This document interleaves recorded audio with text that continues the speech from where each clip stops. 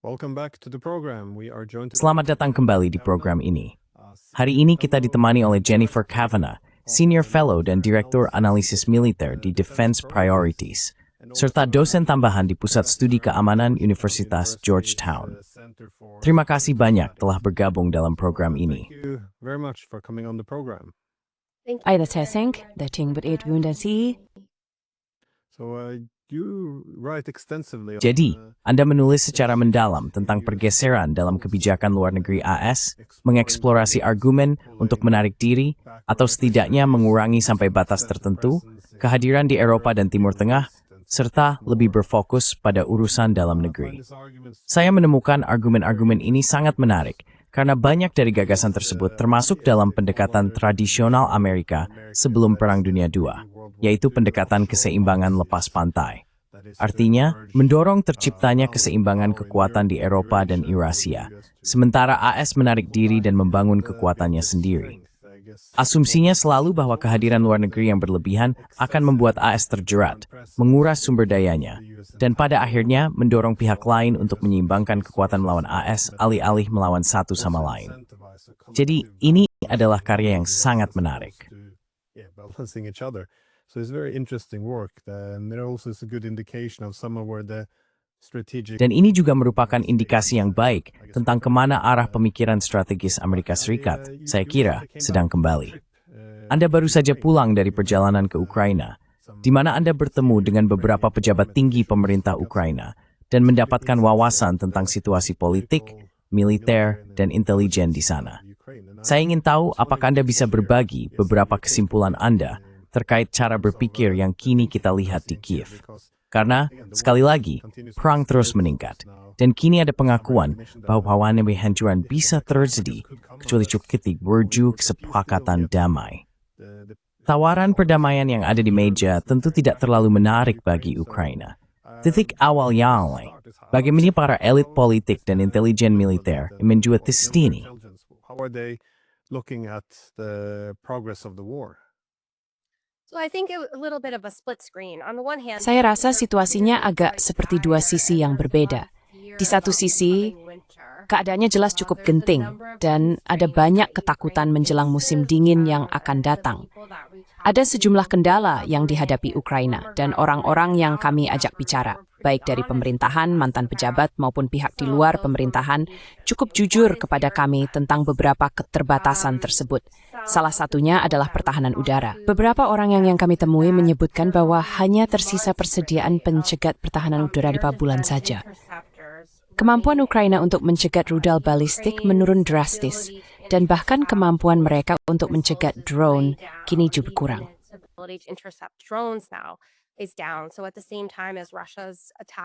Pada saat yang sama, ketika serangan Rusia menjadi semakin kompleks dan sulit bagi Ukraina untuk menanganinya, mereka menghadapi kekurangan pencegat yang sangat dibutuhkan untuk menghentikan rudal-rudal tersebut. Hal ini berdampak tidak hanya pada target militer, tetapi juga pada infrastruktur sipil. Kita telah melihat Rusia menyerang sistem listrik dan air sipil di berbagai kota. Faktanya, saat kami berada di sana, Kiev kehilangan pasokan listrik dan air di sebagian besar wilayah kota. Itu adalah satu faktor. Faktor kedua adalah sumber daya manusia. Seseorang yang kami ajak bicara mengatakan bahwa orang-orang yang belum pernah bertugas tidak ingin melakukannya. Dan hal itu sangat membatasi kemampuan mereka untuk terus memasok personel militer ke garis depan, di mana sudah terjadi kekurangan besar.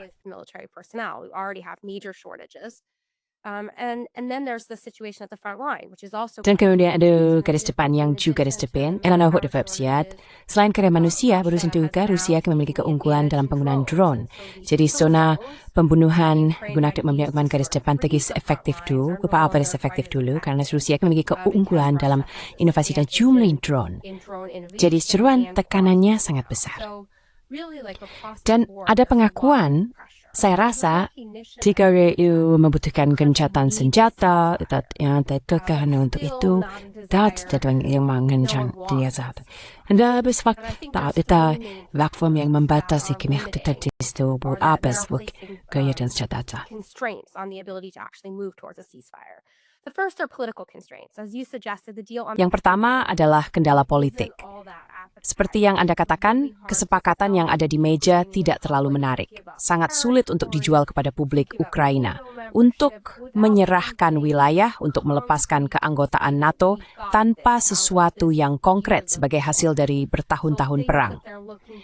Jadi yang mereka cari adalah janji keanggotaan Uni Eropa dan jaminan keamanan yang berkelanjutan, meskipun masih ada pertanyaan tentang seperti apa bentuknya. Mungkin kita bisa kembali ke pertanyaan yang lebih luas itu nanti.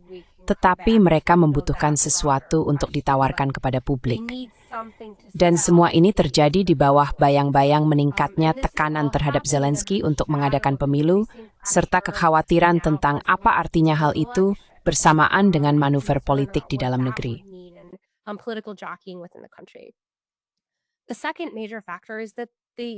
Faktor besar kedua adalah bahwa secara umum, orang-orang yang kami ajak bicara tampaknya menyiratkan bahwa bentuk kesepakatan apapun hanya akan bersifat sementara, bahwa tujuan Rusia adalah menjadikan Ukraina sebagai negara bawahan, dan mereka akan terus mendorong ke arah itu. Bahkan jika mereka menandatangani kesepakatan sekarang, itu tidak akan bertahan lama. Jadi ada ketidakinginan atau mungkin ketidakminatan untuk bernegosiasi karena setiap bentuk kesepakatan tampak menempatkan Ukraina pada risiko eksistensial. Kamu tahu apakah kita terus berperang atau akan berperang di Mantai, itu pilihan utama sebagaimana melihatnya. Dan jadi itulah dua hal penting. Yang ketiga adalah adanya ketidaksinkronan nyata antara Ukraina. Bagaimana pandangan di Kiev tentang cara Washington melihat perang ini, dan apa yang sebenarnya dipikirkan Washington tentang hal itu?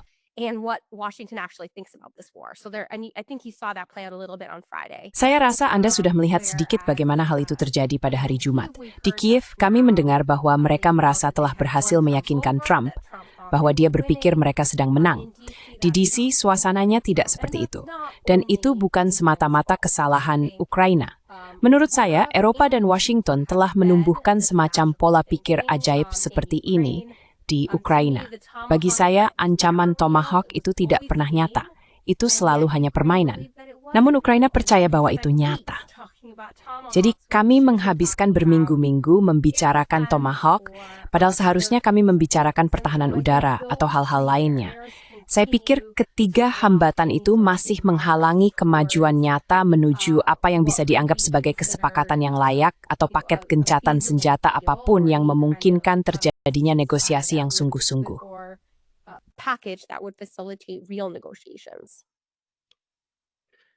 Itu menarik. Kekhawatiran bahwa hal itu bersifat sementara, karena kurang lebih itulah yang juga terdengar dari Moskow. Kekhawatiran mereka adalah bahwa apa yang diusulkan oleh Barat juga akan bersifat sementara, seperti gencatan senjata misalnya, agar kita bisa mempersenjatai kembali Ukraina.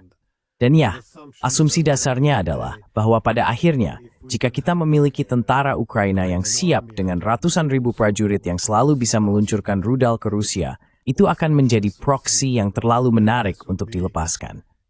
Begitulah cara mereka berpikir. Jadi saya rasa itulah alasan mengapa Rusia juga mengatakan mereka tidak menginginkan gencatan senjata apapun kecuali disertai penyelesaian politik yang jelas.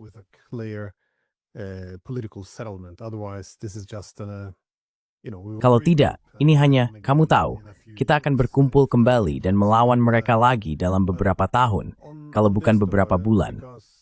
Tapi dalam hal ini, jika mereka memang menyadari bahwa keadaan tampak mulai berantakan, dan kita juga melihat sedikit tanda-tanda itu di garis depan.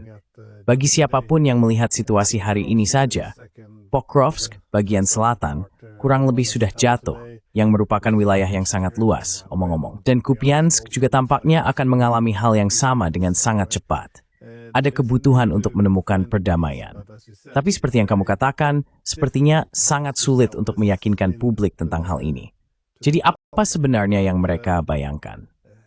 But what is it that they're envisioning though? Because Karena, seperti yang Anda katakan, jika alasan mereka menginginkan gencatan senjata adalah karena keadaan berjalan ke arah yang salah, maka pada tingkat tertentu juga harus ada pengakuan bahwa pihak yang kalah tidak bisa menentukan syarat-syarat perjanjian damai.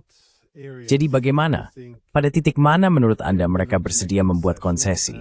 Dan di bidang apa menurut Anda, garis merah itu sudah tertanam kuat, di mana mereka tidak bisa bergeser, bahkan jika mereka mau? Saya rasa ada berbagai faksi politik di dalam Ukraina juga. Jadi ya, itu pertanyaan saya. Di mana kita bisa menemukan konsesi itu? Yeah, that's my question. Where can we find the concessions? So I think the red lines are. Saya rasa garis merahnya adalah setidaknya seperti yang telah dijelaskan kepada saya. Pertama, mereka harus memiliki keanggotaan Uni Eropa. Mereka menyadari bahwa keanggotaan NATO tidak mungkin, tetapi mereka tidak mau menyatakannya secara terbuka sampai mereka memiliki, ya, beberapa memang sudah mengatakannya secara terbuka, tetapi untuk secara resmi melepaskan hal itu, mereka menginginkan jaminan keamanan yang belum mereka miliki, setidaknya belum sesuai dengan harapan mereka. Dan kemudian tidak ada batasan pada kekuatan militer mereka. Itu adalah garis merah. Mereka tidak mau menerima pembatasan terhadap ukuran militer mereka atau persenjataan mereka, jenis kemampuan, jumlah semacam itu. Pada dasarnya, semua orang yang menunjuk pada tiga hal itu sebagai garis merah utama. Those are kind of the three red lines. I think there's a recognition, as I said, that NATO. Saya pikir ada pengakuan, seperti yang saya katakan, bahwa keanggotaan NATO sudah tidak mungkin, tetapi masih ada harapan untuk semacam jaminan keamanan.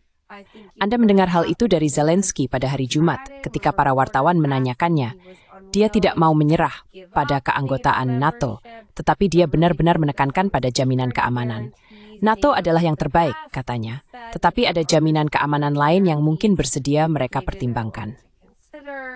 Saya pikir mereka menyadari bahwa mereka tidak akan mendapatkan kembali perbatasan tahun 1991. Mereka tidak akan merebut kembali wilayah yang telah hilang sejak 2022. Namun menyerah, seperti menarik diri dari wilayah yang belum mereka kalah secara militer, menurut saya itu juga tidak mungkin dan beda-beda. Bagi saya itu tampak cukup masuk akal. And I mean, to me, that's sort of reasonable. Like, there's no real precedent for the size of withdrawal. Tidak ada presiden nyata untuk skala penarikan yang diminta oleh Rusia. Namun bagi saya, ada banyak hal yang bisa dilakukan oleh AS dan Eropa untuk mempermudah hal ini. Ada konsesi yang bisa diberikan oleh AS dan Eropa yang akan memberikan Rusia beberapa hal politik yang mereka cari, mengurangi fokus pada wilayah dan memungkinkan lebih banyak fleksibilitas terkait kemampuan militer. Secara khusus, menghapus keanggotaan Ukraina di NATO dari pembahasan adalah sesuatu yang bisa dilakukan oleh Amerika Serikat dan sekutu NATO, yang telah dilakukan oleh Amerika Serikat, tetapi sekutu Eropa lainnya seringkali tidak bersedia melakukannya.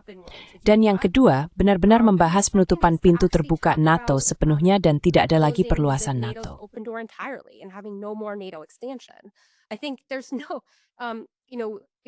Menurut saya, Eropa sudah menghadapi cukup banyak tantangan hanya dengan berusaha mempersenjatai kembali diri untuk melindungi wilayah yang saat ini berada di bawah payung NATO.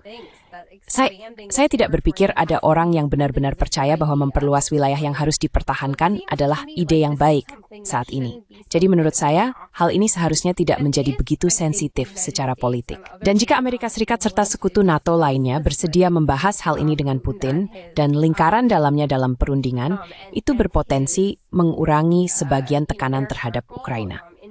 Jadi, alih-alih menggantungkan harapan palsu pada rudal Tomahawk dan hal-hal semacam itu, jika Eropa dan Amerika Serikat benar-benar ingin membantu Ukraina, hal terbiasa yang jenis Allah buat supaya konsesi tidak kurang terhadap apa yang pada akhirnya terjadi pada Ukraina.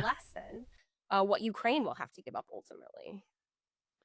I guess it would be hard for, as you said, Saya rasa itu akan sulit, seperti yang Anda katakan bagi Zelensky. Meskipun dia tahu bahwa keanggotaan NATO tidak mungkin, sangat sulit baginya untuk menghapus hal itu sendiri dari meja pembahasan. Tapi seperti yang Anda sarankan, sebenarnya tidak ada kebutuhan bagi Ukraina untuk melakukan itu. Faktanya, saya pikir Rusia akan lebih memilih jika penghentian perluasan NATO datang dari kesepakatan antara AS dan Rusia. Karena, Anda tahu, bisa saja bahas tuaktaris baru di Uri yang beroperasi yang bersti. Mattis. as they have. So it's And you need more than the United States, right? Dan Anda membutuhkan lebih dari sekadar Amerika Serikat, bukan? Karena Anda akan memiliki pemerintahan AS yang baru dalam 3,5 atau 4 tahun, Dan pemerintahan itu juga bisa berubah pikiran.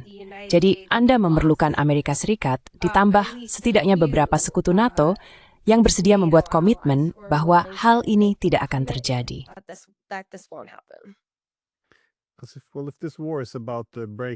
Nah, jika perang ini berkaitan dengan runtuhnya arsitektur keamanan Eropa dan konflik teritorial merupakan konsekuensinya, tampaknya inilah bidang yang seharusnya menjadi titik awal. Namun pada suatu saat, bahkan Jenderal Kellogg pun sempat menyinggung tentang CSCA, dengan berargumen bahwa kesepakatan politik mungkin harus mencakup sesuatu seperti penghentian ekspansi NATO ke Georgia dan Moldova. Saya pikir itu menarik. Ia belum mengulanginya sejak saat itu. Hal semayang embraced and merited sigdujas teori ngeketsantuchba. Imemedahaya dim antiver, saya kiri, memperhatikan false scene marked. Namun negasi tumeremuruding gore. Imalakas atuakan meeting inda and in sifatera. So that would strike at the core of the conflict, and then there could be some territorial concessions. Dan kemudian mungkin ada beberapa konsesi teritorial dari pihak Rusia. Tampaknya cukup dapat diprediksi bahwa mereka akan menunjukkan sedikit fleksibilitas dalam isu teritorial di wilayah yang saat ini tidak mereka kuasai. Saya memikirkan Zaporizhia dan Kherson. Mungkin mereka bersedia untuk tidak mengklaim bagian yang tidak mereka pegang. Tapi Donbas, itu wilayah yang lebih sensitif. Mereka sudah memiliki Luhansk, tapi Donetsk. Menurutmu apakah Rusia bersedia berkompromi soal itu? Sepertinya, mereka tidak ingin wilayah itu berada di bawah kendali Ukraina. Dari kesanmu, apakah ada pembicaraan tentang kemungkinan Rusia, karena mereka juga merebut wilayah di daerah Sumy dan Kharkiv, mungkin mempertimbangkan pertukaran, mengembalikan wilayah-wilayah itu dengan imbalan Donetsk? Atau apakah hal itu sama sekali tidak dipertimbangkan?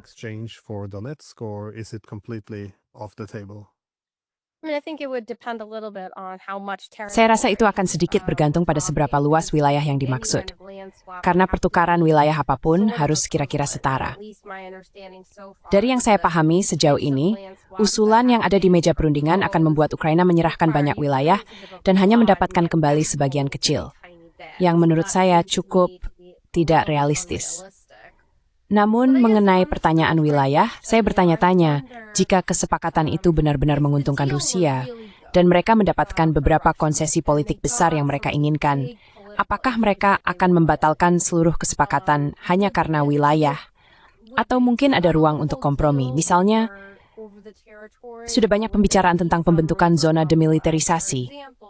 There's lots of talk about having a demilitarized zone. I think almost everyone agrees there should be some kind of demilitarized. Saya rasa hampir semua orang setuju bahwa seharusnya ada semacam zona demilitarisasi. Mungkin sebagian dari wilayah itu menjadi zona demilitarisasi, bukan? Lalu masing-masing pihak sepakat bahwa area ini bersifat demilitarisasi. Atau mereka menerima bahwa sebagian wilayah mereka masih diduduki oleh klien. Jadi, saya bertanya-tanya, mungkin bukan hari ini, tapi mungkin dalam 6 bulan, ketika kemajuan militer semakin lambat, mungkin tidak masuk akal bagi Rusia untuk melepaskan tuntutannya sekarang karena masih memperoleh keuntungan di medan perang. Namun pada titik tertentu, kesepakatan itu mungkin akan begitu baik atau cukup baik sehingga kompromi teritorial menjadi mungkin.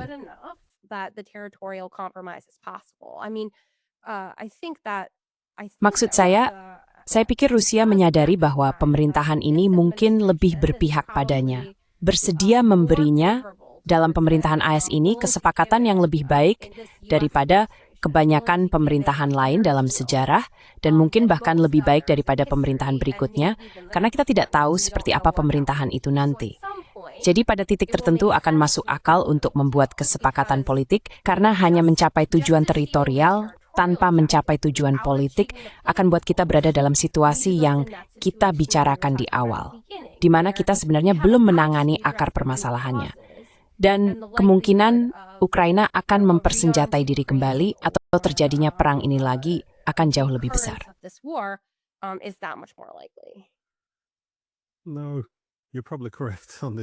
Tidak, mungkin kamu benar dalam hal ini. Ya, sangat benar. Karena ya, bagi Rusia, saya rasa kekhawatiran utama mereka setelah Perang Dingin bukan hanya karena mereka terjebak dengan status quo yang lebih tidak menguntungkan, tetapi karena tidak ada status quo baru yang ditawarkan sama sekali. Keamanan di Eropa kini berarti perluasan NATO secara bertahap semakin dekat ke perbatasan mereka. Jadi setelah 30 tahun mencoba mencapai kesepakatan tentang arsitektur keamanan pan-Eropa yang dapat diterima bersama, jika ini adalah sesuatu yang mungkin ditawarkan oleh Trump, dengan mengetahui bahwa tidak ada presiden Amerika lainnya yang akan menawarkan hal serupa di masa depan, sulit membayangkan mereka rela membuang semua itu hanya karena pada dasarnya Sloviansk dan Kramatorsk. Tapi sekali lagi, tampaknya ketidakpuasan utama Rusia ada dua hal. Discontent of the Russians though are like twofold. It's the geostrategic that is Ini adalah isu geostrategis, yaitu intervensi NATO ke Ukraina, yang bahkan mereka tidak ingin dijadikan keanggotaan de facto. Artinya, tidak boleh ada pasukan NATO di Ukraina. Namun yang kedua adalah apa yang sering disebut sebagai derusifikasi, yang tampak dalam undang-undang bahasa, penindasan budaya, penindasan agama, dan pembatasan media politik. Maksud saya pikir mereka membingkainya dengan sangat, mungkin sepenuhnya, di bawah gagasan denazifikasi, yang berarti semua elemen bandera, semua unsur anti-Rusia harus sepenuhnya dihapuskan. Tetapi antara pembersihan total dan tidak melakukan apa-apa, sekali lagi, ada spektrum tindakan yang bisa dilakukan. Namun di pihak Ukraina, adakah kemauan dari para pemimpin yang Anda ajak bicara untuk mempertimbangkan kembali beberapa undang-undang yang saya kira lebih keras terhadap penutur bahasa Rusia? I guess harsher laws against Russian speakers. Well, I think some of this will be addressed by Ya, kamu tahu, saya pikir beberapa hal ini akan ditangani melalui upaya Ukraina untuk bergabung dengan Uni Eropa. Karena beberapa hal tersebut memang tidak akan memenuhi standar politik dan ekonomi Uni Eropa. Ukraina akan harus mengadakan pemilihan umum baru dan harus menangani beberapa undang-undang serta isu-isu minoritas ini. Dan saya memang berpikir ada kemauan untuk berkompromi dalam hal itu, dalam banyak hal ini, dan untuk menangani beberapa hak minoritas serta jenis isu lainnya.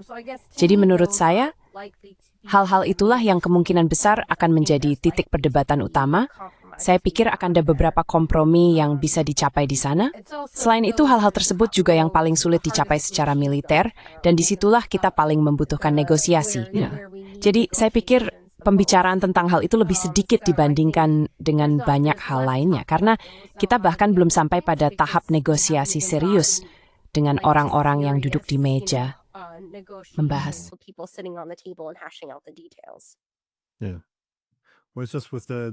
Ya, nah, ini sama seperti dengan negara-negara Baltik.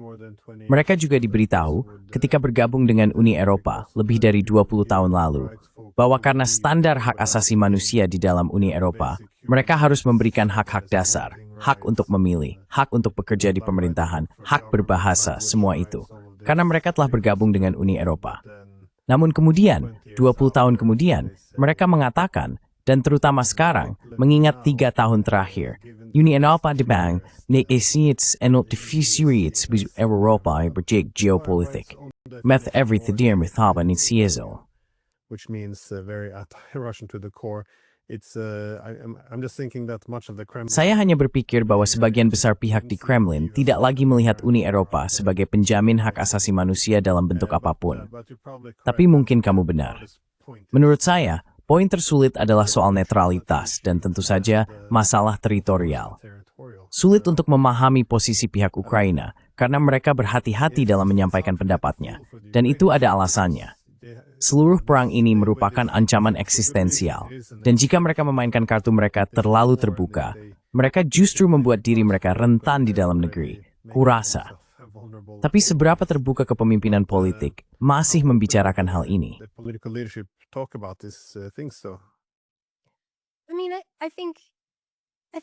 Maksud saya pikir mereka cukup jujur, tapi saya ingin kembali ke poin yang saya buat sebelumnya, yaitu saya merasa mereka tidak benar-benar memahami apa yang sedang terjadi di DC. Saya merasa penilaian mereka tentang sejauh mana dukungan politik di AS terhadap serangan baru Ukraina itu keliru. Interpretasi mereka bahwa Trump berada di pihak mereka juga keliru. Dan harapan mereka terhadap apa yang akan ditawarkan dalam pertemuan mendatang di AS benar-benar tidak sejalan dengan apa yang saya perkirakan. Bagi saya, itu sangat penting. Karena jika mereka tidak memahami situasi politik, dan jika mereka percaya bahwa Trump dan Tomahawk benar-benar ada di meja, bahwa Trump benar-benar ingin mereka melancarkan serangan baru, bahwa hanya tinggal menunggu waktu sebelum ekonomi Rusia runtuh, maka itu adalah kesalahpahaman yang serius.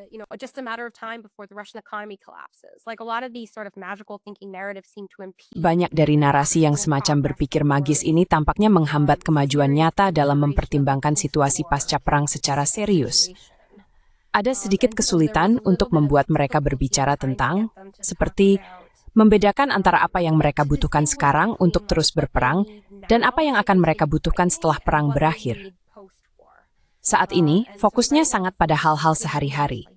Misalnya, apakah kita bisa mendapatkan cukup pertahanan udara? Municipal de sekitar personal untuk bulan depan, spesifik ini mesti dengan tenestri untuk pikir. Saya rasa itu penting. Anis.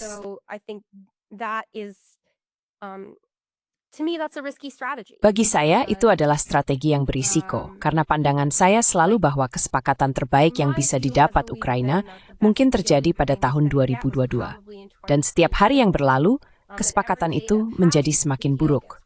Jadi, daripada terus mengalami kerugian perlahan, akan jauh lebih baik untuk terus bernegosiasi dari posisi di mana mereka masih memiliki sedikit kekuatan. Dan di sini, saya pikir mereka sebenarnya akan mendapat dukungan dari AS. As we choice here in melihat Trump bahwa Indom helpin, bila kudu dipaksa mundur dari situasi sa Donetsk. Ang tumigungon ti bahante tawa kontak.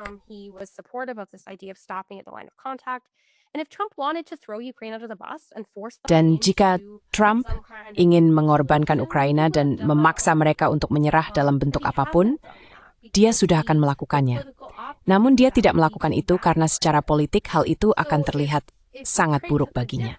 Jadi, jika Ukraina mengambil pendekatan yang berbeda dan berkata, baiklah kami siap membuat konsesi sulit ini, tetapi inilah yang kami butuhkan dari Anda. Kami membutuhkan komitmen bahwa Anda akan membantu kami mempersenjatai diri dengan senjata defensif, agar kami bisa menjadi landak baja, sehingga kami aman di masa depan. Kami membutuhkan Anda untuk membuat Eropa melakukan X, Y, dan Z. Saya pikir pemerintahan akan sangat terbuka terhadap pendekatan seperti itu. Pendekatan itu tidak diambil minggu lalu, dan saya pikir itu disayangkan.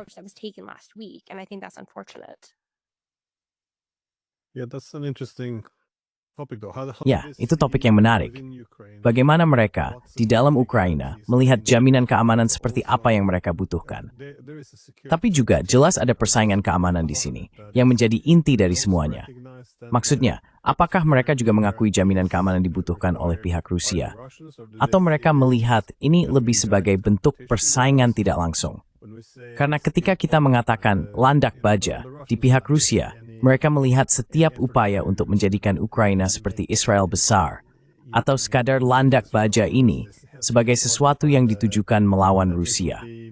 Mereka tidak akan serta-merta melihatnya sebagai langkah defensif. Jadi sekali lagi, itulah mengapa mereka akan menuntut, misalnya, batasan yang sangat ketat. Mereka tidak ingin ada jaminan keamanan yang menempatkan pasukan NATO atau pasukan asing di darat sama sekali.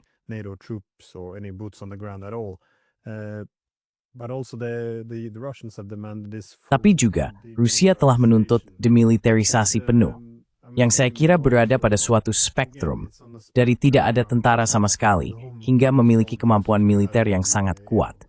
Namun tampaknya, seharusnya mungkin untuk mencapai kesepakatan di suatu titik tengah. Apakah Anda mendapat kesan tentang di mana posisi itu bisa berada?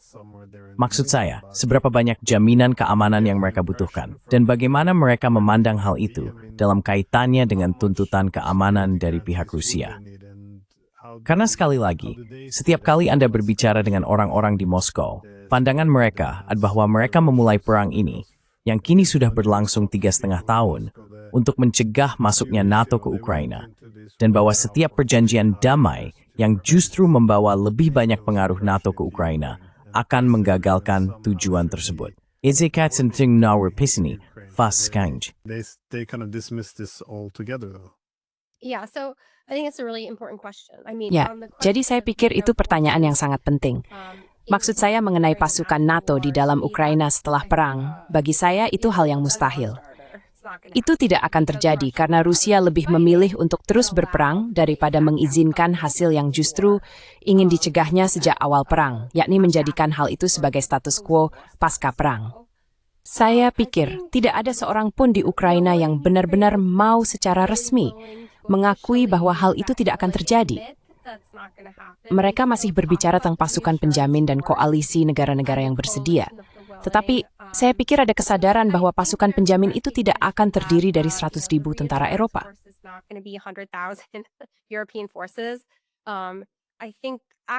Saya pikir sebenarnya bagi mereka nilai terbesar dari pasukan penenang adalah sebagai tanda komitmen bahwa mereka tidak sendirian. Anda tahu di Ukraina ada perasaan bahwa Rusia ingin menjadikan Ukraina sebagai negara bawahan. Jadi, situasi pasca perang harus secara institusional mengikat Ukraina dengan Barat. Dan itu tidak harus bersifat militer, bisa melalui Uni Eropa. Namun, mereka mencari ikatan kelembagaan yang nyata. Bahkan jika hanya ada satu pasukan di darat di Ukraina, itu sudah menjadi tanda bagi mereka. Dan kembali ke isu Tomahawk sebentar, mereka mengatakan bahwa hanya dengan mendapatkan satu Tomahawk, bahkan jika mereka tidak bisa menembakkannya, itu sudah cukup, karena itu akan menjadi tanda dukungan dari AS.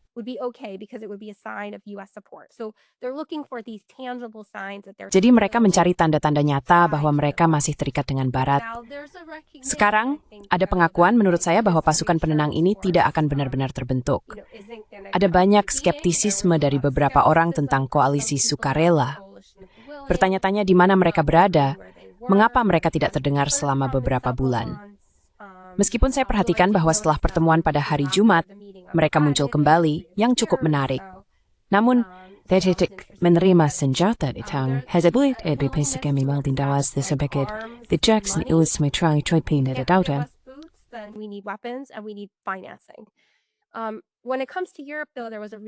Namun, ketika berbicara tentang Eropa ada kekecewaan yang nyata.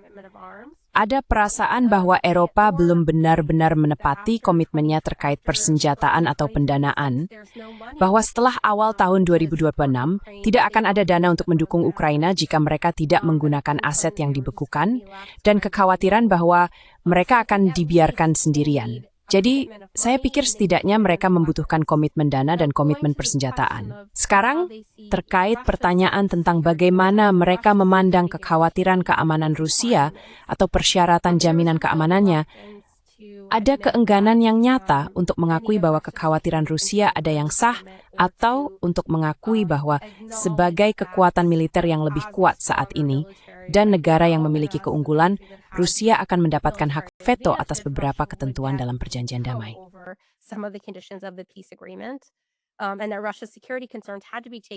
Dan bahwa kekhawatiran keamanan Rusia harus diperhitungkan. Karena jika tidak, maka pada dasarnya Anda sedang menandatangani kesepakatan untuk perang yang diperbarui.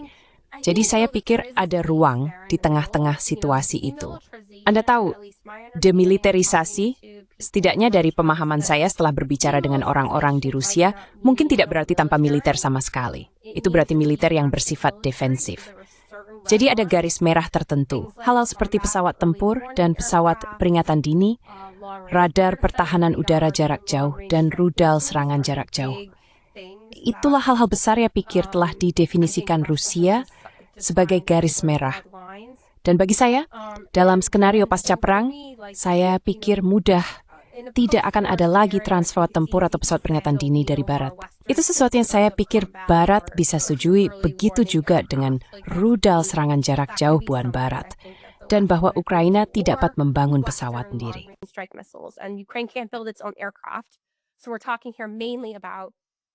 Jadi, yang kita bicarakan di sini terutama adalah apakah Ukraina akan mampu memiliki program serangan jarak jauh sendiri. Intinya memang itu. Dan saat ini mereka belum memiliki program yang layak. Mereka punya beberapa program tetapi belum terlalu berhasil. Rudal mereka tidak terlalu canggih secara teknologi, mudah dicegat dan sering meleset dari target. Jadi menurut saya, untuk saat ini itu bukan ancaman besar, tetapi hal tersebut tetap perlu dibahas dalam negosiasi. Selanjutnya itu seperti bentuk non-alignment atau netralitas persenjataan bagi Ukraina.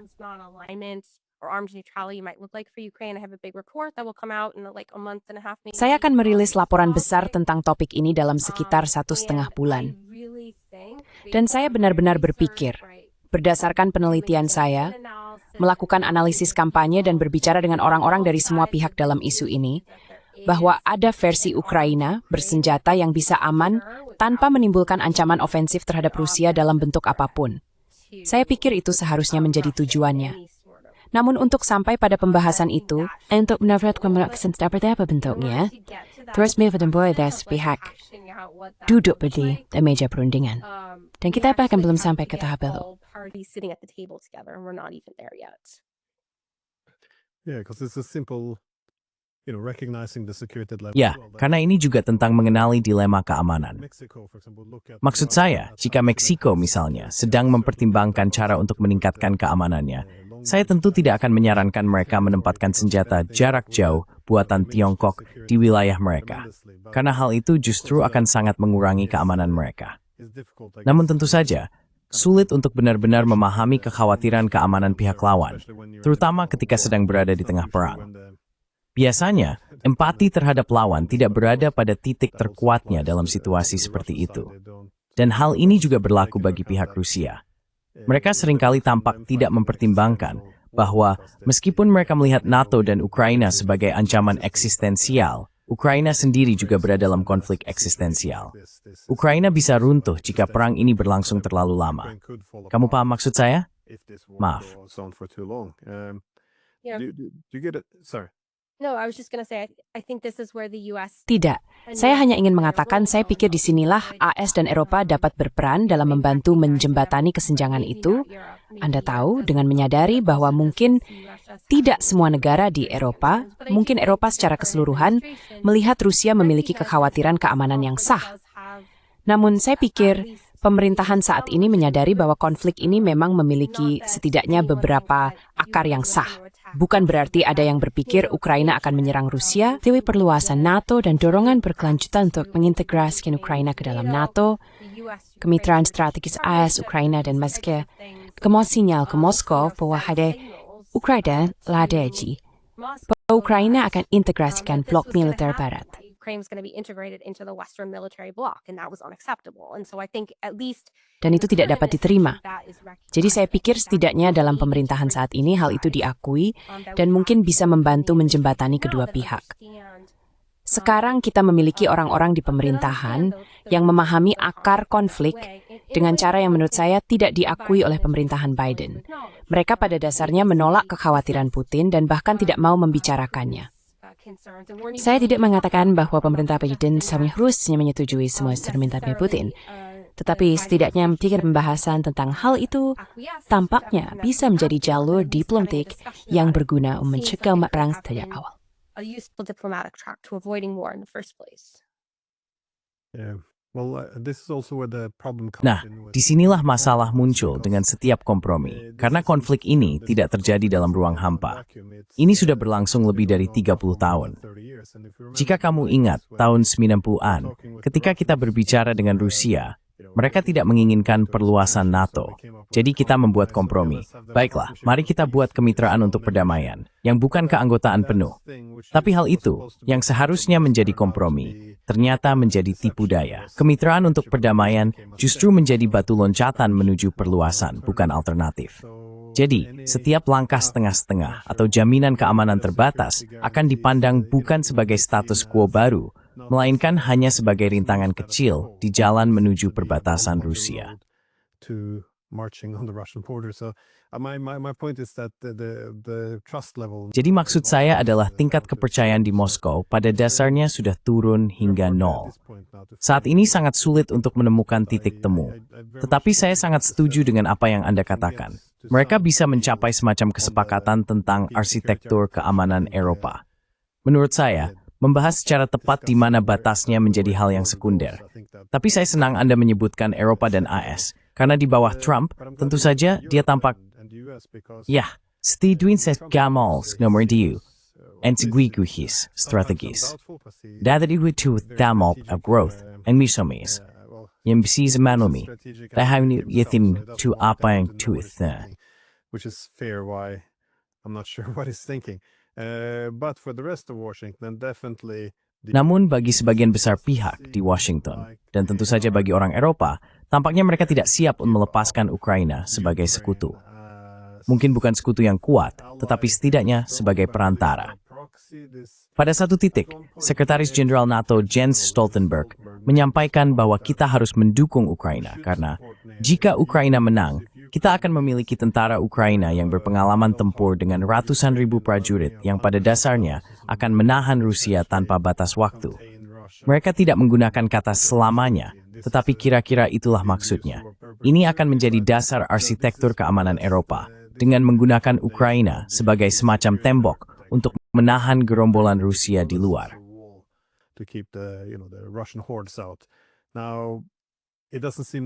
Sekarang, tampaknya orang Eropa tidak ingin menyerah pada tujuan ini. Jika ada yang terjadi, jika Ukraina gagal, orang-orang Ukraina akan mulai menyimpan dendam. Maksud saya, kita sudah mendengar orang-orang seperti Arestovich atau Yulia Tymoshenko berpendapat bahwa orang Eropa sedang memanfaatkan mereka. Dan kamu tahu, jika sekarang ada Rusia yang pendendam dan marah, Ukraina yang merasa dikhianati, serta Eropa yang mengalami kemunduran ekonomi, politik, dan sosial, itu tampak seperti resep menuju bencana. Saya pikir banyak pemimpin Eropa melihat bahwa terus menggunakan Ukraina sebagai perantara, jika bukan dalam perang langsung, maka setidaknya sebagai cara untuk menyeimbangkan Rusia, adalah sesuatu yang benar-benar sulit mereka lepaskan.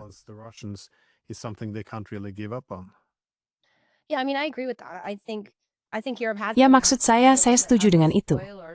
Saya pikir Eropa telah bertindak sedikit seperti penghambat terhadap segala bentuk perjanjian damai atau bahkan proses perdamaian. Mereka bereaksi sangat negatif terhadap setiap langkah Trump untuk mencoba berbicara dengan Putin atau mendorong perang menuju akhir. Saya pikir sebagian dari itu adalah untuk membeli waktu.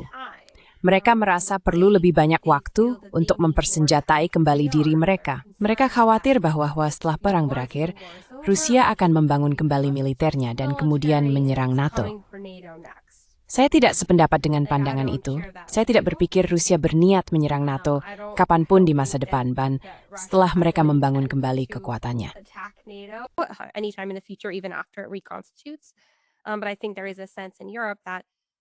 Saya rasa ada pandangan di Eropa bahwa mempersenjatai diri kembali adalah hal yang sangat penting. Dan semakin lama perang berlangsung, semakin banyak waktu yang mereka miliki untuk itu. Memiliki Ukraina sebagai penyangga yang terlatih dalam pertempuran adalah sebuah keuntungan.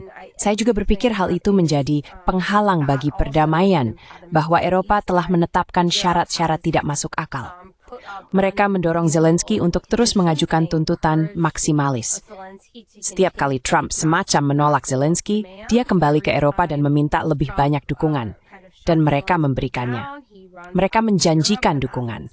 Tetapi bagi saya tidak jelas apa yang sebenarnya mereka tawarkan saat ini. Mereka tidak punya lagi senjata dan hanya sedikit dana yang tersisa.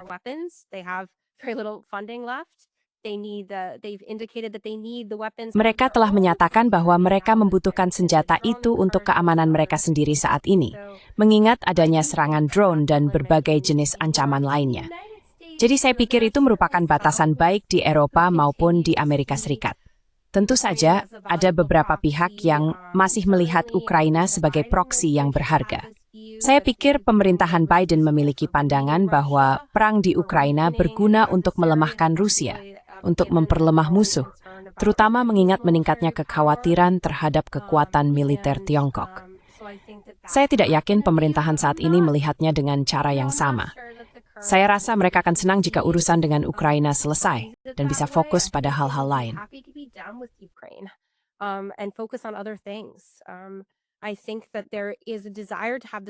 Saya rasa ada keinginan untuk menyelesaikan hal ini dengan cara yang terlihat baik. Menurut saya, Trump khawatir tentang Ukraina. Situasi seperti di Afghanistan di mana terjadi keruntuhan besar dan dia disalahkan seperti Biden yang disalahkan atas penarikan pasukan yang sangat berantakan dari Afghanistan.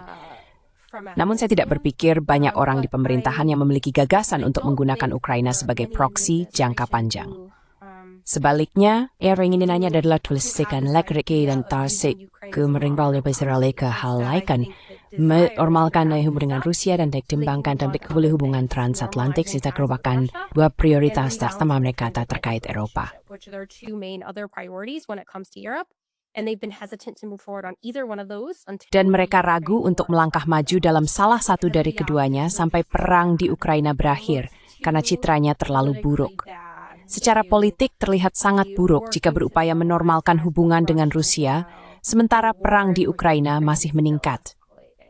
Dan masih ada beberapa pihak yang khawatir bahwa jika AS terlalu banyak mengurangi kehadirannya di Eropa, sementara perang ini masih berlangsung, hal itu juga menimbulkan risiko bagi kepentingan AS. Saya pribadi tidak sependapat dengan pandangan itu, tetapi hal tersebut sering saya dengar di Washington. Jadi saya kira saya akan membedakan antara Eropa dan Amerika Serikat di sini. Mereka memiliki pandangan yang agak berbeda tentang situasi ini, terutama terkait penggunaan jangka panjang Ukraina sebagai negara proksi. long-term use of Ukraine as a proxy. Ya, seharusnya untuk dibayangkan itu. Menurutku di Eropa, disitulah khawat dan tahu ya, benar-benar perang Ukraina prior.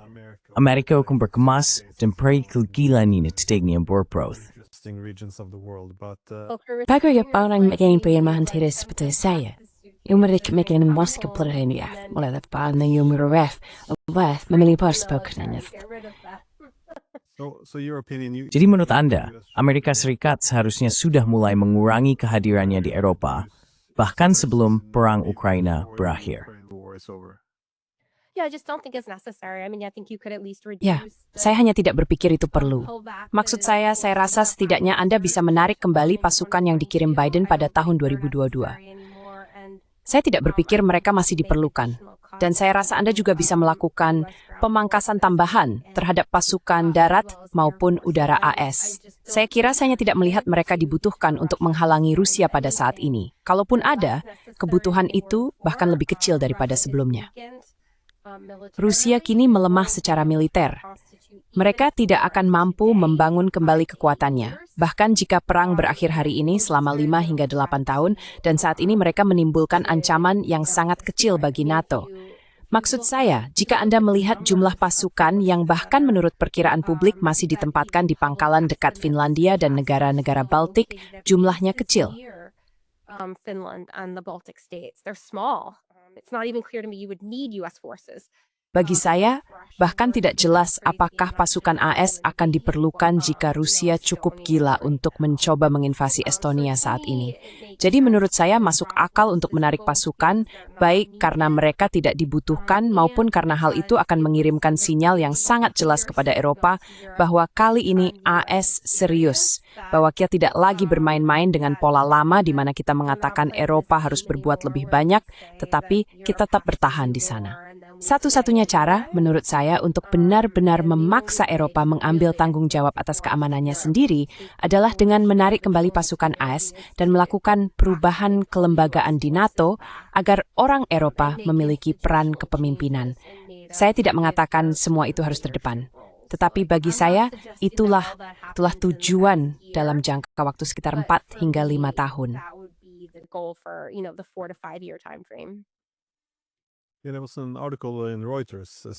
Ada sebuah artikel di Reuters yang mengatakan bahwa Presiden Trump memberitahu pihak Eropa pada akhir Agustus bahwa AS mulai sedikit mengurangi kehadirannya di negara-negara Baltik. Dan tiba-tiba kita mendengar banyak cerita tentang drone Rusia di dekat bandara, gedung pemerintahan, dan fasilitas militer. Tapi setiap kali ada penangkapan, selalu saja ada beberapa orang Jerman atau, ya, kamu tahu, tidak ada orang Rusia sebenarnya di sana. Jadi saya tidak tahu, banyak dari itu tampak palsu. Mungkin kamu ingat jet yang kacau itu, jet dari negeri ajaib yang ternyata palsu. Jadi jelas ada insentif di sana. Kesadaran bahwa jika kamu menciptakan ancaman eskalasi, maka kamu bisa secara efektif mempermalukan atau menekan Presiden Amerika agar tidak mengurangi skala operasi.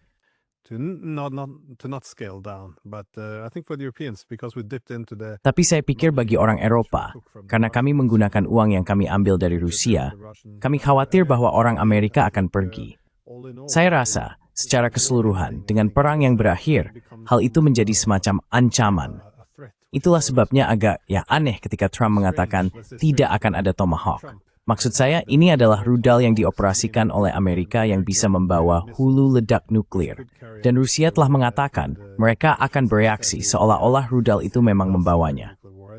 Jadi kita berada pada titik di mana, ketika Amerika Serikat mengatakan tidak akan mengirim rudal-rudal ini, alih-alih bersukacita, mereka malah panik. Ini menunjukkan keadaan mental para elit politik yang kita miliki di sini. Saya juga ingin bertanya kepada Anda, di pihak Ukraina, Anda menyebutkan ketidaksediaan untuk menerima kenyataan.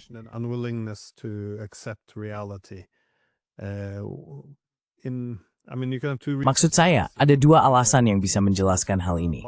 Salah satunya bisa dibilang seperti mentalitas bunker, sebuah kondisi psikologis di mana ada sikap defensif, di mana semua kritik dianggap sebagai serangan.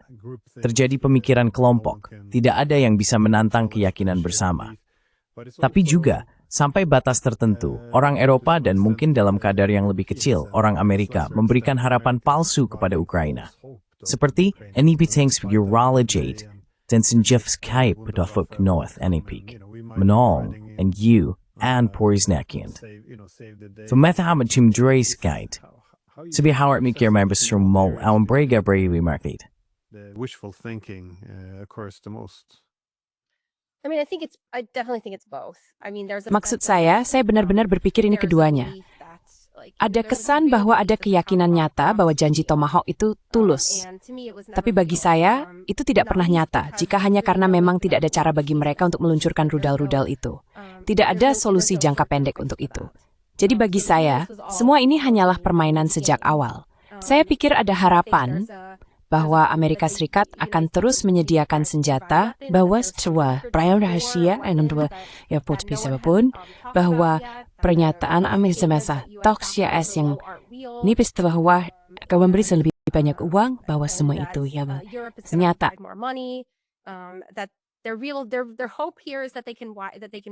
Harapan mereka di sini adalah bahwa mereka dapat memperluas perang, bahwa mereka entah bagaimana bisa mendapatkan lebih banyak dukungan dari AS, lebih banyak dukungan dari Barat. Hal lain yang menurut saya melibatkan pemikiran ajaib atau setidaknya informasi yang keliru adalah seputar ekonomi Rusia. Orang-orang mengatakan ekonomi Rusia berada di ambang kehancuran, yang jelas tidak benar. Situasi ekonomi memang lebih sulit daripada sebelumnya, tetapi tidak berada di ambang kehancuran. Jadi, saya benar-benar berpikir harapan palsu yang diberikan oleh pihak Amerika dan Eropa. Pada saat yang sama, saya pikir ada informasi yang keliru atau keinginan untuk mempercayai gambaran terlalu optimistis tentang apa masa depan Ukraina.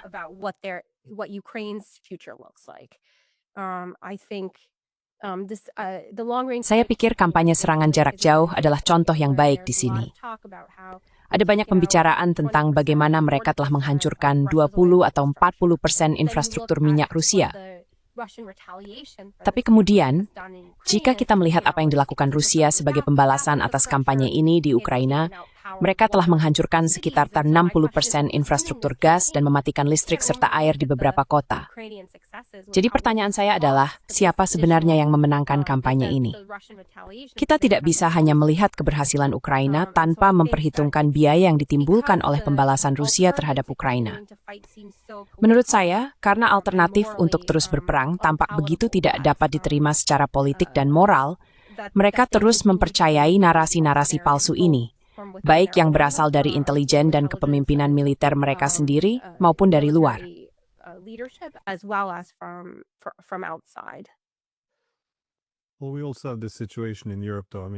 Ya, kita juga punya situasi seperti ini di Eropa. Maksud saya, berita akan memberitahu kita tentang antrean gas di Moskow yang sebenarnya tidak ada, tentang keruntuhan ekonomi yang katanya akan terjadi padahal tidak berdasar, dan jumlah korban yang konon menguntungkan pihak Ukraina. Bahkan ceritanya mengatakan bahwa Ukraina sedang menang dan Rusia hanya mengambil 1% wilayah Ukraina. Dan kamu tahu, semaring si palsi dice dan using tearing depth fruit for scrow at Borsmund for a mayor ethnic. Kamu mau, itu tujuannya. Just a little bit longer, this is the goal. Tapi juga, satu hal yang sepenuhnya diabaikan oleh media kita, karena bertentangan dengan narasi perang, adalah adanya oposisi terhadap perang di Rusia. Survei Gallup terakhir yang saya lihat menunjukkan 69% responden menginginkan negosiasi segera. Ini adalah sesuatu yang tidak ingin disebutkan oleh politisi Eropa manapun, karena kita sedang membantu Ukraina. Cerita yang disampaikan kepada kita adalah bahwa semua orang Ukraina ingin terus berperang, bahwa yang mereka butuhkan hanyalah sarana, dan mereka akan berjuang sampai akhir. Itulah semacam narasi yang dijual kepada masyarakat kita di sini. Tapi saya tahu, Anda terutama bertemu dengan para elit politik di Kiev. Kesan apa yang Anda dapatkan dari meningkatnya oposisi, baik secara politik maupun dalam masyarakat sipil?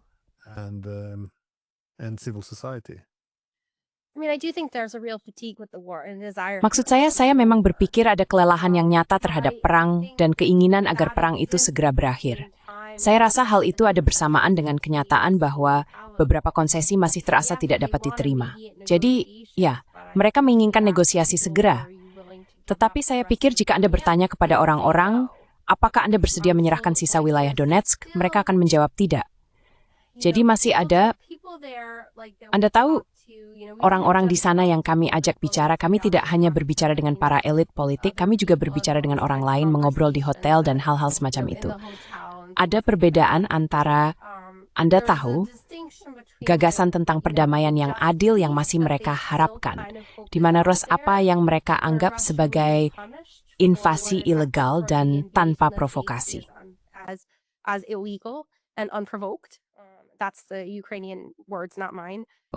Itu kata-kata orang Ukraina, bukan kata-kata saya. Dan apa yang realistis? Jadi meskipun mereka menginginkan negosiasi dan orang-orang sudah lelah serta ingin perang segera berakhir, beberapa syarat dari apa yang nantinya akan menjadi perdamaian masih tidak dapat diterima atau sulit diterima. Dan ya, memang ada protes. Orang-orang sangat marah tentang pemadaman listrik dan air di Kiev ketika itu terjadi minggu lalu, dan ada protes terkait hal itu. Jadi ada ketidakpuasan yang meningkat dan keinginan yang semakin besar agar perang segera berakhir. Tapi saya tidak yakin mayoritas penduduk sudah sampai pada titik di mana mereka tidak akan menghukum para pemimpin politik mereka sendiri karena menerima kesepakatan yang tidak dapat diterima.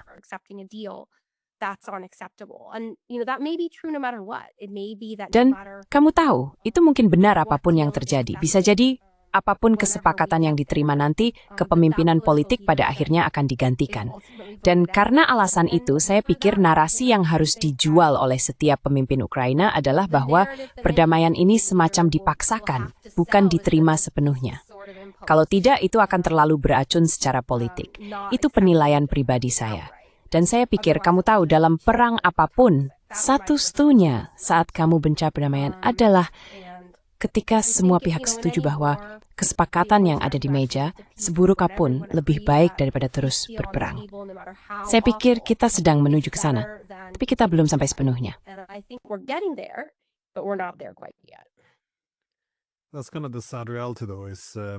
Itu memang kenyataan yang agak menyedihkan. Ketidaksediaan untuk melepaskan Donetsk karena Rusia belum berhasil merebutnya. Hal itu juga menyiratkan bahwa perdamaian mungkin bisa tercapai jika perang berlangsung sedikit lebih lama dan Rusia berhasil merebutnya. Namun tentu saja, pada saat itu, mereka juga akan telah merebut wilayah di daerah lain. Akan ada kehancuran lebih lanjut terhadap infrastruktur Ukraina. Lebih banyak pria yang tewas. Mrs. Stebdov, Wujmariki Deri, dan Negortiu. We never spoke Ukraine as a mapfopluth. Lah, it's a membangun court nanti. Makuang. At some point would be diminished. But in terms of how is... Namun, dalam hal bagaimana situasinya dipandang, bagaimana mereka melihat situasi di medan perang, selain dari fakta bahwa pasukan Rusia mulai bergerak maju dengan kecepatan lebih tinggi, masalah di dalam barisan mereka sendiri sudah jelas, karena seperti yang kita tahu, mereka tidak mendapatkan banyak perekrutan sukarela. Ada lebih banyak, setidaknya tampaknya lebih banyak. Lagi, saya mengikuti terutama saluran Telegram Ukraina, dan saya mendapat kesan bahwa ada lebih banyak kesadaran dan penentangan terhadap taktik perekrutan yang lebih brutal yang mereka gunakan, seperti menyeret orang dari jalanan. Kita melihat lebih banyak desersi, penyerahan diri, dan bukan sepenuhnya tanpa organisasi, tetapi setidaknya ada beberapa penarikan dari garis depan. unit-unit yang mundur tanpa menunggu persetujuan dari komandan mereka. Withdrawing without waiting for the commanders to approve it. I mean, you have all this. It's becoming a bit more Maksud saya, semua ini kelihatannya menjadi sedikit lebih tidak teratur. Apakah ini sesuatu yang, menurut saya, sebagian besar disebabkan oleh kurangnya tenaga kerja dan peralatan, tetapi juga oleh pandangan pesimistis terhadap arah perang? Apakah ini bagian dari kekhawatiran, atau apakah mereka memiliki rencana untuk memperbaiki masalah-masalah ini? Karena hal ini bisa menimbulkan efek berantai pada masalah lainnya juga. Yeah, there wasn't a lot of talk about that or really. Ya, tidak banyak pembicaraan tentang hal itu. Maksud saya, ada pengakuan bahwa ada masalah mobilisasi, bahwa mereka tidak bisa merekrut pasukan dengan cukup cepat dan tingkat desersi sangat tinggi. Saya melihat satu angka yang menunjukkan sekitar 250.000 desersi. Maksud saya itu sekitar 25% dari perkiraan ukuran tentara Ukraina. Jadi itu jumlah yang sangat besar. Saya pikir ada pengakuan bahwa ini adalah masalah. Masalah yang terbaik. Ini lihat wahid dengan efisien. Mereka sehil sebab ini dulu anak bertepski kukri banyak anak muda terutama muda berusia 14 suk pain sestrikin bipesira poteu babai paling badi tasi. Jadi bukan hanya masalah just They don't know how many they'll get back. So this isn't just a short-term problem; it's a long-term problem. But they don't have. Ini adalah masalah jangka panjang, tetapi mereka tidak memiliki solusi untuk itu. Dan saya rasa karena mereka melihat hal ini sebagai sesuatu yang bersifat eksistensial, dan karena mereka menganggap setiap bentuk konsesi saat ini hanya sebagai jeda sementara, serta setiap kesepakatan sebagai risiko eksistensial jika tidak juga memberikan ikatan politik dengan Barat, maka ada perasaan bahwa mereka harus terus maju, bahwa tidak ada alternatif selain terus berjuang. Dan kamu tahu saya setuju denganmu soal isu teritorial. Inilah mengapa saya mengatakan bahwa setiap hari kesepakatan menjadi semakin buruk. Dan karena itu saya melihat negosiasi sebagai sesuatu yang jika dimulai sekarang bisa menjadi awal untuk membangun kembali banyak bagian dari negara tersebut. You can start to rebuild a lot of the country. Some suggest that there's a way to sort of freeze. Kau tahu, beberapa orang berpendapat ada cara untuk semacam membekukan garis pertempuran, bahwa mereka tidak perlu mendorong Rusia mundur, tetapi bisa membekukan konflik seperti yang mereka lakukan di wilayah maritim. Di wilayah maritim, mereka telah menggunakan drone, rudal anti kapal, dan hal-hal semacam itu untuk pada dasarnya membekukan konflik. Mereka bisa memanfaatkan perairan, mereka bisa menggunakan pelabuhan mereka. Jadi ada harapan bisa melakukan hal yang sama di darat dan di udara. Aku sendiri tidak melihat itu sebagai sesuatu yang realistis ya. Mereka memang berhasil melakukannya di beberapa tempat, tetapi bahkan di sana di darat situasinya mulai runtuh.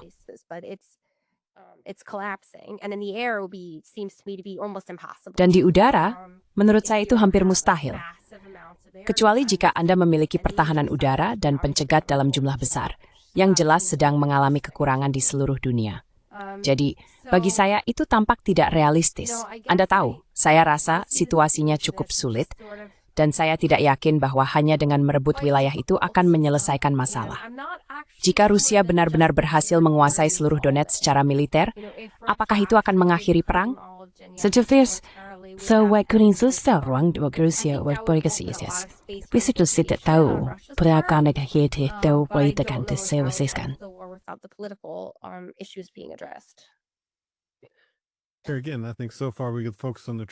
Sekali lagi, saya pikir sejauh ini kita bisa fokus pada netralitas, memulihkan netralitas, dan isu teritorial. Anda melupakan seluruh isu identitas di dalam Ukraina, seperti yang disebutkan, yaitu derusifikasi. Namun, ada kontradiksi yang menarik di sini. Di satu sisi, mereka khawatir bahwa solusi apapun akan bersifat sementara, dan kekhawatiran itu beralasan. Karena jika terasa sementara dan mereka membuka perbatasan, sisa populasi laki-laki akan melarikan diri. Remateng ising zindemling, jika semua orang ala ilahnya sementara. Pada saat yang sama, banyak usulan justru menyarankan pembekuan konflik, gencatan senjata sementara.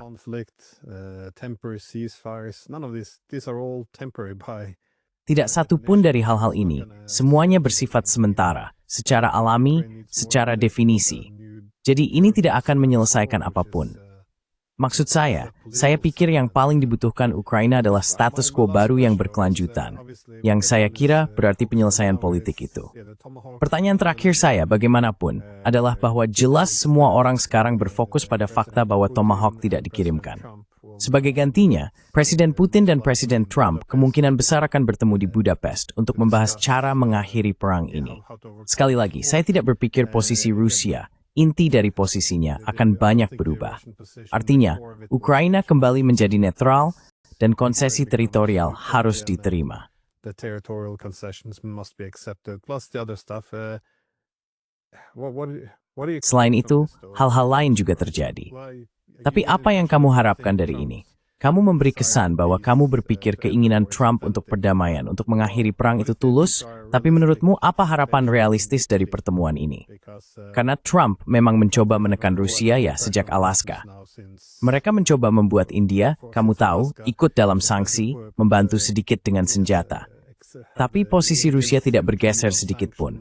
Mungkin tidak akan, karena setiap klaim Kamil Nimrat berhadapan dengan ancaman eksistensial, eskalasi hanya dibalas dengan eskalasi. Jadi, menurutmu apa yang sebenarnya bisa dicapai dalam pertemuan ini? But what do you think can be achieved at this meeting? Well, I mean, Ya, pessimistically, maksud I would saya, say that secara pesimistis, saya akan mengatakan bahwa saya pikir keinginan Trump untuk perdamaian itu tulus, tetapi saya masih belum melihat adanya strategi nyata dari pemerintahan ini tentang bagaimana mencapainya. Jelas tidak ada minat untuk menekan Putin, dan juga tidak ada minat untuk memaksa Ukraina menerima kesepakatan damai yang sangat buruk. Jadi kita terjebak pada status quo. Hanya menunggu kenyataan di medan perang memaksa kedua pihak duduk di meja perundingan. Kita belum sampai ke sana dan mungkin belum akan sampai dalam 6 atau 12 bulan ke depan. Dalam pengertian itu, pertemuan ini hanya akan menjadi seperti semacam KTT Alaska, pertukaran pandangan tentang posisi masing-masing dan di mana masih ada perbedaan pendapat.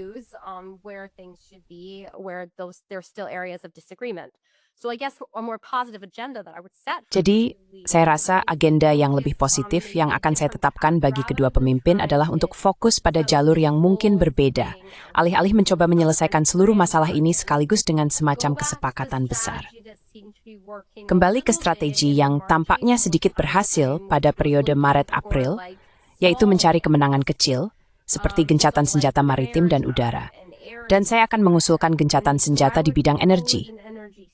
Menurut saya, hal ini akan menguntungkan kedua belah pihak dengan menghentikan serangan terhadap target energi. Jelas, ini merupakan sesuatu yang menimbulkan banyak biaya bagi Ukraina. Saya melihatnya sendiri ketika saya berada di sana, dan hal ini juga dibahas dalam beberapa pertemuan, serta menimbulkan setidaknya sebagian biaya di pihak Rusia.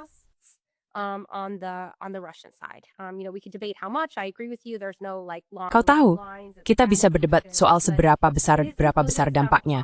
Aku setuju denganmu. Memang tidak ada antrean panjang di SPBU, tapi serangan itu tetap menimbulkan biaya bagi infrastruktur minyak mereka. Jadi menghentikannya akan memberi mereka sesuatu. Itu juga akan mengurangi kebutuhan akan tingkat tinggi berbagi intelijen dan keterlibatan AS dalam penentuan target, yang akan membantu menurunkan eskalasi aspek konflik tersebut dan sedikit menjauhkan AS darinya, yang menurut Keiko tidak membantu. Jadi, aku melihat banyak manfaatnya. Pada akhirnya, konflik kan diputuskan di meja perundingan dan di garis depan di timur, di Donetsk. Itu tidak akan ditentukan oleh serangan jarak jauh ini. Serangan menimbulkan biaya, tapi aku berpikir itu akan menjadi faktor penentu.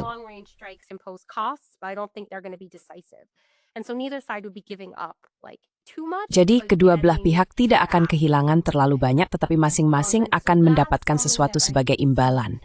Itu sesuatu yang bisa saya bayangkan dapat dicapai, sesuatu yang menurut saya pihak Rusia mungkin bersedia lepaskan, sesuatu yang akan menguntungkan Ukraina, dan sesuatu yang bisa diupayakan oleh AS. Jadi saya kira saya akan mengusulkan itu sebagai agenda positif, sesuatu yang ingin saya lihat muncul dari hal ini. Meskipun saya tidak tahu dengan pasti apakah itu mungkin, atau apakah pemerintahan saat ini baru memikirkannya. Kita sebenarnya tidak banyak tahu tentang siapa yang akan hadir dalam pertemuan itu atau seperti apa formatnya. who's going to be at the meeting, what the format is going to be. Without knowing. Jadi kamu tahu, tanpa mengetahui hal itu agak sulit untuk memproyeksikan apa yang saya harapkan dari pertemuan tersebut. Tapi saya kira saya akan melihatnya sebagai langkah yang sangat positif daripada berfokus pada satu paket besar yang mencoba menyelesaikan banyak masalah kompleks. Seperti yang dikatakan Trump, ini adalah konflik yang sulit untuk diselesaikan. Dia pikir akan mudah. Saya tidak berpikir itu akan mudah, tapi ternyata jauh lebih sulit dari yang dia perkirakan. Jadi alih-alih mencoba menyelesaikannya sekaligus, mari kita coba mempersempit masalahnya, menurunkan ketegangan secara perlahan, lalu beralih ke isu-isu yang lebih besar dengan negosiasi nyata di tingkat kerja, atau di tingkat di bawah level Trump-Putin. Seperti, kamu tahu, Rubio dan Vance dan Lavrov dan Ushakov dan lainnya. Rubio and Vance and Lavrov and Ushakov and others. Apakah Anda membahas salah satu dari isu-isu ini dengan para pemimpin di Ukraina? Misalnya, apakah pihak Ukraina bersedia menghentikan serangan terhadap fasilitas energi Rusia dan berhenti menyerang wilayah Rusia sebelum tahun 2022? Tentu saja, itu dua hal yang berbeda. Tapi saya kira sebagai satu langkah, jika Anda bisa memisahkan satu hal, dan apakah Anda berbicara dengan mereka atau mendengar sesuatu dari mereka tentang kesediaan mereka untuk menurunkan tingkat eskalasi sedikit? Karena seperti yang Anda katakan, saat ini di Ukraina, infrastruktur penting sedang dihancurkan dan akan memakan waktu bertahun-tahun untuk membangunnya kembali.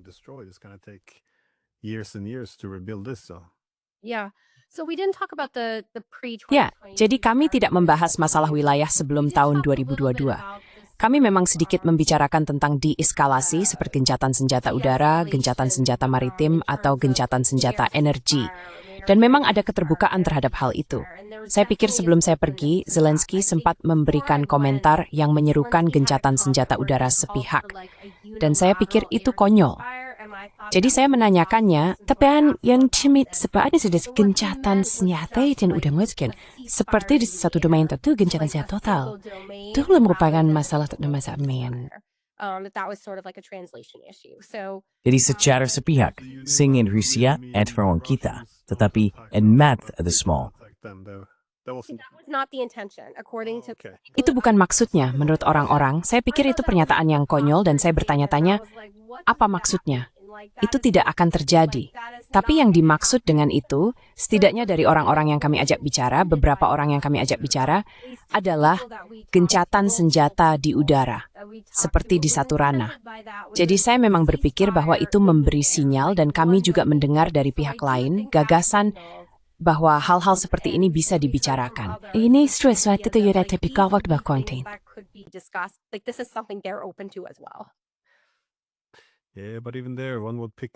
Ya, tapi bahkan di sana, kamu akan memilih wilayah di mana Rusia memiliki pertahanan udara yang lebih unggul.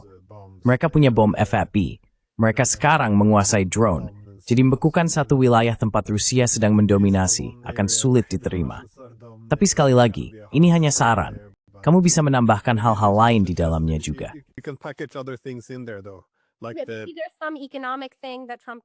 Seperti ada hal ekonomi tertentu yang bisa diberikan Trump. Disinilah AS memang memiliki pengaruh, mereka bisa menawarkan insentif bukan ancaman.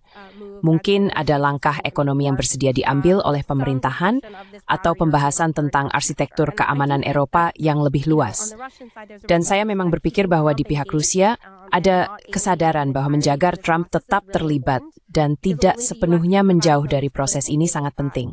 Karena hanya AS yang dapat memberikan beberapa hal politik yang dicari Rusia.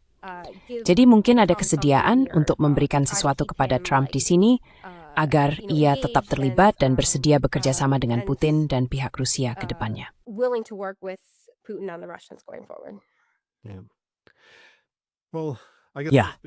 Ya, kurasa itu adalah kekecewaan terbesar saya terhadap Trump. Bahwa saya tidak banyak mendengar dalam beberapa bulan terakhir tentang perluasan NATO dan kebijakan pintu terbuka. Maksud saya, kalau hal ini bisa dibahas lagi. Tapi sekali lagi, saya tidak yakin apa dia yang menyingkirkannya atau mereka hanya bermain aman. Saya tidak terlalu yakin apa yang sedang mereka lakukan, tapi what they're doing, but They took a lot of heat for taking like Ukraine's NATO membership. Nah, mereka mendapat banyak kritik karena langsung menghapus kemungkinan keanggotaan Ukraina di NATO pada bulan Februari. Meskipun tampaknya sudah jelas bagi semua orang bahwa hal itu tidak akan terjadi. Tapi mereka tetap mendapat banyak kecaman karena keputusan itu. Jadi menurut saya sejak saat itu, mungkin mereka lebih berhati-hati. Dan tentu saja, itu akan menjadi konsesi besar. Atau mungkin bukan benar-benar konsesi, seperti yang kita bicarakan sebelumnya. Karena tampaknya tidak realistis bahwa ada pihak yang ingin menambah wilayah yang harus dipertahankan, mengingat sudah banyak kekhawatiran tentang bagaimana mempertahankan wilayah yang sudah menjadi bagian dari NATO. Tapi ya, menyampaikan hal itu secara terbuka akan menjadi langkah besar. Jadi saya rasa wajar jika pemerintah berpikir bahwa hal itu sebaiknya dibahas nanti. well, I've already taken an hour of your time, so Baik, saya sudah mengambil 1 jam waktu Anda. Jadi saya ingin berterima kasih banyak karena telah berbagi pandangan Anda tentang percakapan yang Anda lakukan di Ukraina. in Ukraine. Biasanya saya tidak banyak mendengar tentang bagaimana pandangan di sana. Jadi ini benar-benar menarik. Jadi terima kasih banyak. Dan satu pertanyaan terakhir. Di mana orang bisa menemukan Anda dan mengikuti karya Anda? One last question. Where can people find you and follow your work? Well, if you Oh, look me kalau up kamu on mencari namaku di internet, kamu bisa menekan hal yang utama Defense Priorities Miglesku. Aku juga ada di Twitter dengan nama J.I. Kavana. Hindi ka ada. So, you can follow me there. Luar biasa. Mengibar siya sekali lagi. Again. Thank Try you. kasi.